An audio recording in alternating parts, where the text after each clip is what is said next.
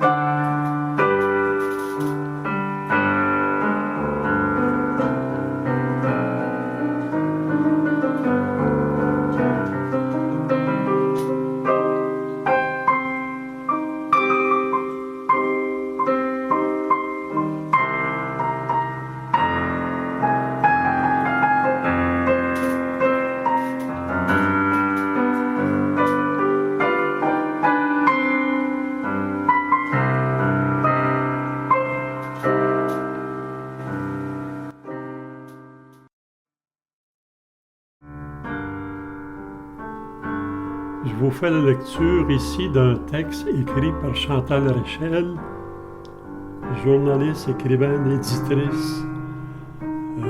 Elle a écrit des pièces de théâtre, enfin, une très grande artiste, qui a écrit sur moi.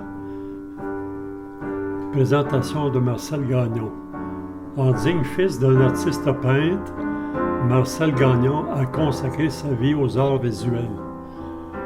Œuvrant tour à tour à titre de caricaturiste, décorateur, conférencier et professeur, et ayant conçu de nombreux décors pour le théâtre et la télévision, tout en réalisant dessins, murales et tableaux, l'artiste nous plonge instantanément dans ces atmosphères chaleureuses et apaisantes.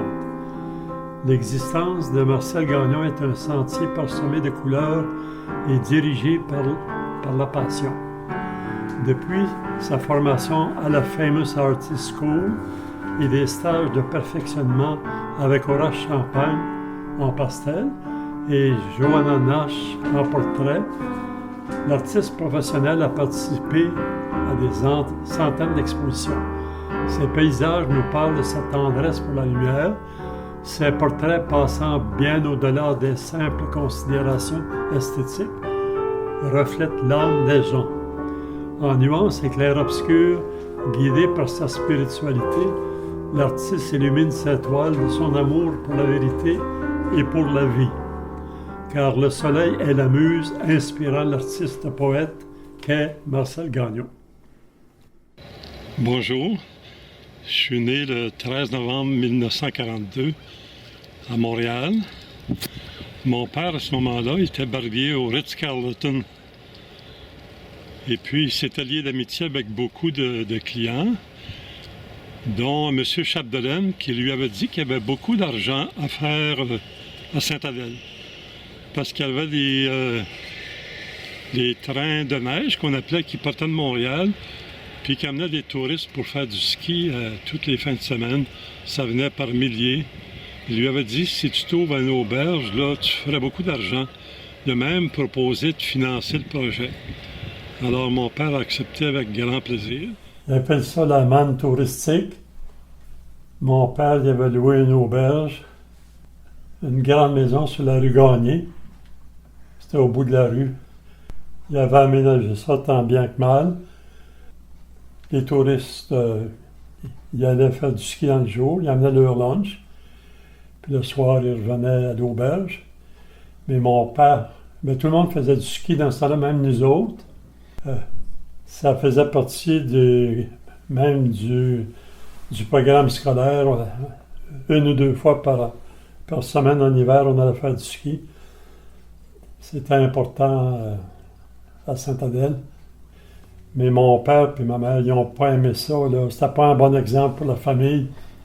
Mais les gens, tu sais, ils venaient s'épivarder dans le fond. Ils prenaient un coup, ils veillaient tard, en tout cas, etc., etc. Fait qu'on est déménagé après ça sur la rue Valiquette. Puis là, il est retourné comme entrepreneur peintre. Il s'est fait une clientèle avec tous les hôtels. J'avais beaucoup d'hôtels. À Sainte-Adèle, on peut dire qu'il y avait les hôtels et les restaurants. On vivait du tourisme, tout le monde. Il n'y avait pas d'autres commerces. Mon père, il faisait la peinture de ces touristes-là qui avaient une deuxième maison. Il était assez riche pour avoir une maison à Montréal puis une à Sainte-Adèle.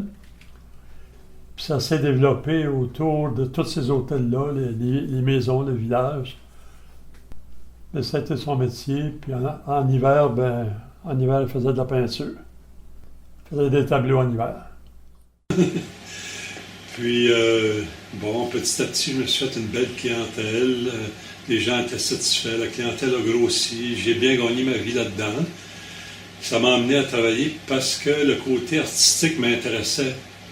Alors, je choisissais trop mes contrats. Entre deux contrats à choisir, là, je prenais celui qui pouvait mettre en valeur le plus mes qualités artistiques. Alors, j'ai fait des décors de télévision, de théâtre, d'opérette, de cinéma.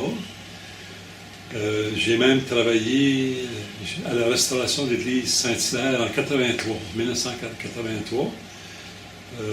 C'est pas moi qui avais eu le contrat. C'était Rosario Cusson, un entrepreneur de Drummondville. Alors, j'ai travaillé, refait les motifs qui avaient été faits à l'origine par Osias Leduc. Je l'ai fait, je dirais, par amour pour lui, un peu.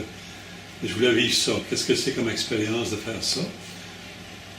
Et puis, en 87, autour de ça, ah oui, je recule un petit peu en arrière, c'est qu'à travers les contrats, mais souvent, je restais une semaine chez les gens, décorer leur maison, faire des travaux, tout ça. Puis en même temps, je leur disais, vous savez, moi, je fais des tableaux. Alors, je leur montrais des tableaux. Puis la plupart du temps, les gens en achetaient. J'en ai vendu des fois même 7 tableaux du coup. Alors, ça m'encourageait vraiment. Et puis en 87, j'ai décidé que je lâchais ce métier de peintre décorateur, puis je me lançais comme artiste peintre. Là, disons que j'ai changé l'art OR pour l'art ART parce que tout le monde se doute bien que c'est moins payant, là. Mais qu'est-ce qui fait que j'ai pris cette décision-là? C'était pour l'épanouissement, pour vraiment faire ce que j'avais toujours voulu faire. Puis le fait que j'avais vendu des tableaux, comme ça m'a encouragé. Puis j'ai dit, si je peux en vendre tant que ça, là, ça va marcher. Je pense que là, je vais peut-être me mélanger dans les années, mais ma première exposition, je crois que c'était au Goéland en 88, quelque chose comme ça. J'avais travaillé 1 an, j'ai fait 30 tableaux, je les ai présentés à la galerie Goéland. La propriétaire, c'était Carole Laflamme, une personne charmante d'ailleurs qui prenait bien soin de ses artistes. Et puis c'était une bonne communicatrice finalement. Elle avait parlé à tout le monde pendant cette année-là. Vous savez, je vais avoir une exposition, un artiste de la galerie, Marcel Gagnon, va faire des tableaux, Quand l'événement est arrivé, tout le monde voulait acheter des tableaux, puis c'est ce qui est arrivé. J'ai tout vendu à peu près dans 15 minutes. C'était une époque assez... c'était bouillonnant à ce moment-là, les arts à Saint-Hilaire. En tout cas, ça commençait. Je ne sais pas, tout le monde s'intéressait aux arts. Ça a été tout un bel événement. Après ça, les événements se sont succédés. J'ai exposé avec Raymond Desmonts, après ça à la rive gauche. Mais là, ça se suivait les événements, là, 2 par année, 3 par année. Après ça, avec Raymond Desmonts, j'ai exposé. Ça, c'était une belle expérience aussi. On s'était connus au Goéland, comme j'ai connu Gilles Poisson et beaucoup d'autres, Rosita Salvador, Laurent Bonnet, toutes des gens qui faisaient partie de la galerie. C'était vraiment une période en or, finalement. On se rencontrait dans nos ateliers respectifs pour voir nos tableaux, échanger, critiquer. On faisait des plans, on allait peindre en plein air. On échangeait sur l'art. Avec Raymond Desmonts, c'est ça. On décide de faire une vingtaine de tableaux chacun. Et puis, c'est sûr qu'on peignait chacun dans notre atelier, mais on se rencontrait pour voir qu'est-ce que l'autre avait fait, puis vice-versa. Et puis, on a fait beaucoup de fois le même sujet. J'avais un autre voisin qui s'appelait Aldo, un vieux bonhomme qui faisait lui-même de la peinture, mais quelqu'un de très coloré, je dirais un peintre naïf, un monsieur tout simple. Puis, je trouvais que c'était un beau bonhomme fumé à pipe, puis tout ça, alors je l'ai peint. Puis Raymond a eu le goût de le peindre là aussi. Mais c'était tellement encourageant. Après ça, quelle exposition que j'ai fait avec Gilles Poisson, la Galerie Vanier. Gilles Poisson, un artiste extraordinaire, un gars en or. Là, je dis qu'en or, c'est vraiment un chic type. Peut-être même trop gentil. Je pense qu'il s'est fait avoir par des galliéristes et tout ça. Fait que là encore, on se promenait, on allait visiter la région, puis on décidait, on faisait des plans pour l'exposition, tout ça. Tout ce temps d'échange, puis ça devient comme un sommet au vernissage. Évidemment, avec tout ça, je m'impliquais socialement aussi. J'ai donné des cours de pastel aux enfants avec Roland Malo, qui était un professeur qui avait 30 ans d'expérience dans le métier. On a fait une belle équipe, on a donné des cours à l'hôtel de ville de Mont-Saint-Hilaire. J'ai donné des ateliers aux adultes aussi, soit en plein air, dans les vergers de Mont-Saint-Hilaire. J'ai donné des cours à l'atelier libre de Belleuil, à la galerie Mine de Rien de Joanne Doucet. C'était... Et puis, en plus des cours, j'ai donné des conférences démonstrations un peu partout, Saint-Hyacinthe, à la bibliothèque de Belleuil, au Sac des artistes de peintre à Montréal, à La Part, à Saint-Bruno. En tout cas, je ne peux pas nommer toutes les places, là, mais c'était un feu roulant, là, ça n'arrêtait pas. Alors j'arrivais quand même à tirer mon épingle du jeu financièrement, mais après ça, le Centre d'action bénévole, de fil en aiguille, m'avait demandé de créer une œuvre pour représenter le don de soi. Alors ça, j'ai accepté avec grand plaisir. Puis j'ai représenté une main qui donne, puis une main qui reçoit. La main qui donne, c'est la lumière. Bon, c'était... Je peux expliquer un peu l'histoire. C'était ma main à moi. Puis la main qui recevait, c'était la main de Roland. Bon... ça aurait pu être le contraire, tout ça, mais Roland, me semble qu'elle avait une façon généreuse de recevoir, elle avait un beau geste, puis j'avais fait ça. Puis eux autres, ils en ont fait une lithographie, puis ils donnaient ça à tous les membres de l'Action bénévole qui avaient 10 ans de pratique bénévole. Les gens étaient tout fiers de recevoir ça. Je leur avais offert bénévolement, là, mais c'était bien du moins, là. C'est le genre d'implication. J'ai donné des tableaux pendant une vingtaine d'années à la maison Victor Gadebois, où j'ai créé des liens avec le directeur M. Derry, avec la directrice Nathalie Savard. Ils ont imprimé des lithographies avec 2 de mes tableaux. Dans mon implication, je disais tout à l'heure que je voulais donner aux autres. Je trouvais qu'à Mont-Saint-Hilaire, le maire Honorius Charbonneau, que j'ai aimé beaucoup à le côtoyer, c'était quelqu'un qui avait à cœur le bien-être des citoyens de Saint-Hilaire. Puis il disait toujours, à chaque réunion du conseil, puis tout le temps, il disait toujours, Saint-Hilaire, il était fier de dire ça, c'est une pépinière d'artistes. Il disait ça tout le temps. Mais moi, j'avais été le voir, j'ai réuni une dizaine d'artistes, Puis on est arrivé là à l'Assemblée de conseil. Puis j'ai dit, Monsieur le maire, vous dites qu'il y a une pépinière d'artistes à Saint-Hilaire, ben c'est pas une raison pour nous planter là. C'est un petit jeu de mots, mais ça avait fait son effet. Puis là, avec Nora Hamelin, Roland de Lavoie-Malo, William Auguste Cyr, Gaétan Bergeron, je vais en oublier là. Boum. En tout cas, un petit groupe, là. Jean-Pierre Charbonneau, pas le député, mais un ébéniste, quelqu'un de bien gentil et qui a beaucoup de talent, s'était joint à nous. On a formé une association pour commencer, en vol et due forme, avec patente, puis enregistrer, tout ça. Puis on a commencé à faire des événements, se réunir. Puis là, on a décidé de fonder le concours Montagne, Rivière et Village. Je peux dire que j'ai su beaucoup pour la fondation de ça.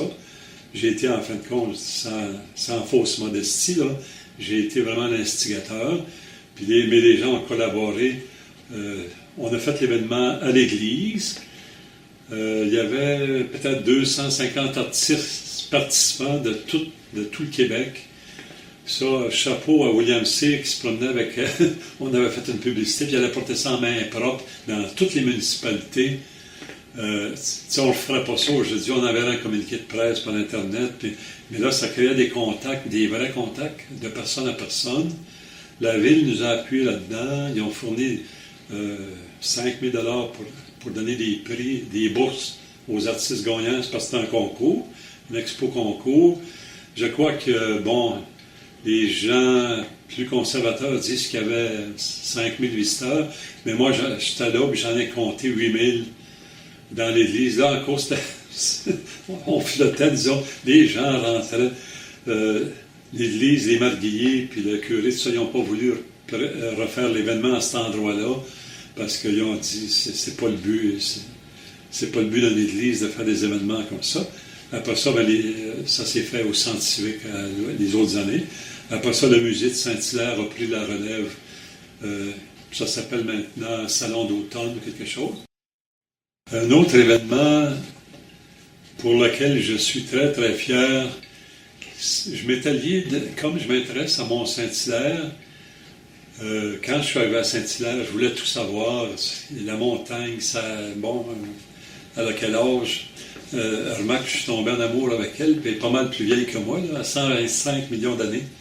Moi, j'en ai que 74, mais je voulais tout savoir. Je voulais savoir l'histoire, je voulais savoir, enfin, qui habitait là, qui avait fait partie du patrimoine et tout ça. Puis les gens m'avaient dit, ben va rencontrer Armand Cardinal, il y a un historien qui compile tout, c'est un savant de la montagne, il adore la montagne, tout ça. Avec le temps, je me suis lié d'amitié avec lui, et puis comme décorateur, j'avais peint chez lui, puis enfin j'ai peint chez ses enfants, puis on est devenus très bons amis. Puis on a concocté un projet ensemble avec le Centre de conservation de la nature. Le directeur, c'était Michel Droux à l'époque. Ça, c'était en 91. Tiens, je vais regarder les dates pour être certain, là. Des fois, là, ma mémoire me joue des tours. OK, on a fait l'événement, s'est déroulé le 30 novembre 90. Alors, avant ça, on avait convenu qu'Armand Cardinal ferait une conférence sur l'histoire. Moi, j'ai peint les 12 sites historiques de Mont-Saint-Hilaire qui correspondaient à sa conférence. Puis il y avait un repas pour les invités, un repas gastronomique. Puis les gens, évidemment, parlaient de la montagne et tout ça. Le manoir Gaulle, c'est un endroit tellement beau. Et puis, il y avait un prix d'entrée, là, qui était peut-être cher à l'époque, je ne sais pas, 40 $ par invité. Puis ça, c'était au profit du Centre de conservation de la nature. J'ai eu la collaboration de Michel Droux, de Cardinal, puis j'ai peint mes 12 tableaux historiques. Et puis peut-être un petit truc de marketing, mais ça aussi, on en avait parlé beaucoup d'avance. Puis en tout cas, les gens s'arrachaient les billets. On avait décidé que l'endroit permettait de recevoir tant de personnes. On n'a pas dépassé ça. Et puis les gens pouvaient avant le repas, ils pouvaient entrer, visiter la galerie où il y avait les tableaux, mais aucune vente avant le vernissage. Mais ça, c'est un petit truc, tu sais, pour donner le goût encore plus aux gens. Alors là, les gens mijotent, puis moi, c'est ce tableau-là qui me rend malade, puis ça. Bon, les gens vont dire que je veux vendre, mais c'est peut-être mes petits trucs d'entrepreneur, ça. Ben, pourquoi pas, dans le fond, tu sais, donner le goût aux gens, là.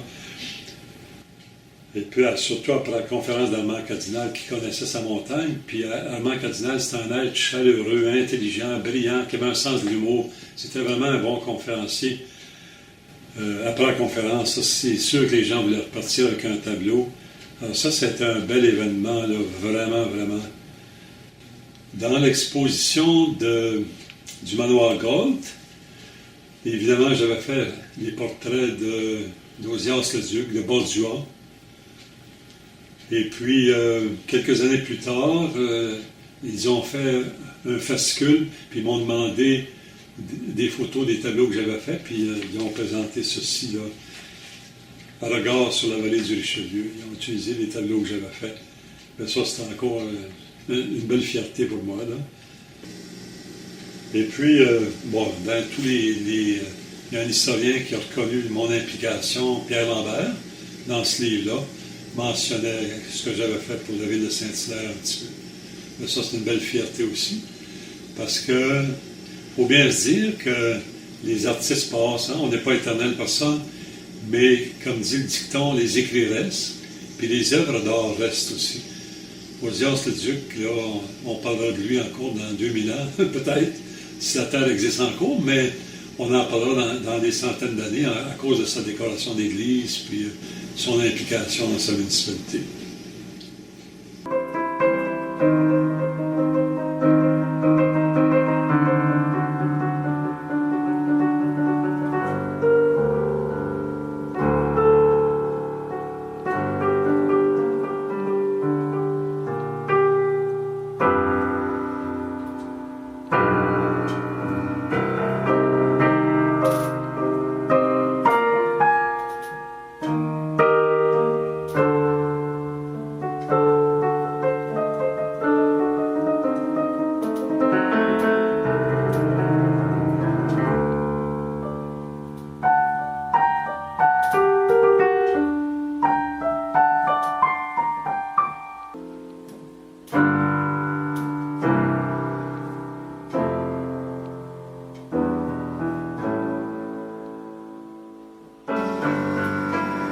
J'ai parlé plus de ma relation avec l'environnement. C'était le but de la vidéo, mais j'ai quand même eu une carrière qui a débordé nationale puis internationale. J'ai des œuvres dans des collections au Canada, aux États-Unis, en Europe, au Japon. Puis j'ai été membre professionnel de beaucoup d'associations, les IAF, l'Institut des arts figuratifs. J'ai été élu membre signataire à vie autour de 1991, je pense. Mais ça, j'ai des preuves à l'appui. J'ai été membre aussi du Conseil de la peinture du Québec, du RAAV, du Mondial Art Academia, du Conseil montérégisien de la culture et des communications. Et puis, j'avais une carte internationale d'identité artiste professionnelle, IHA, puis AIAP. Enfin, je n'ai pas renouvelé tous ces memberships-là parce que maintenant, je suis retraité. Donc, c'est prestigieux d'être membre de tout ça, mais c'est des cotisations aussi. Puis comme aujourd'hui, je peins pour mon plaisir, ben ça ne donne rien de défrayer ça, puis de ne pas participer à aucun événement. Je publie mes œuvres sur les réseaux sociaux, surtout sur Facebook. J'ai 4150 amis virtuels, mais surtout beaucoup d'artistes. Et puis on a des échanges merveilleux, je trouve ça le fun. Il y a même beaucoup d'artistes qui m'ont, comment dire, qui m'ont fait des cadeaux, si je peux dire, qui ont fait mes portraits. Je vais le montrer à l'écran, là. Je ne les nomme pas tous, mais il y en a plusieurs. Puis j'apprécie beaucoup, je les remercie. Puis donc, à l'avenir, je vais continuer tant que la santé me le permettra, je vais continuer à faire ce que j'aime le plus, c'est-à-dire créer. Merci de votre attention, de votre intérêt. Bye bye.